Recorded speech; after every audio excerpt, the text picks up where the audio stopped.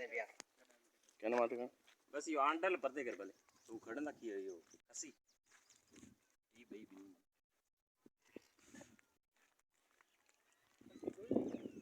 दो ही है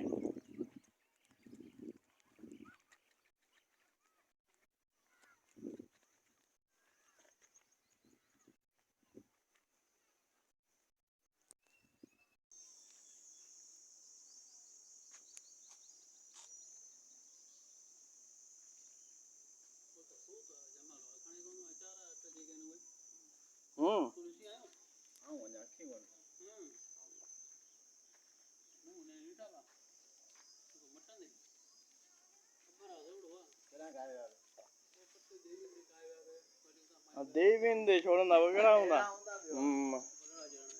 देवीन दा केड़ा हुंदा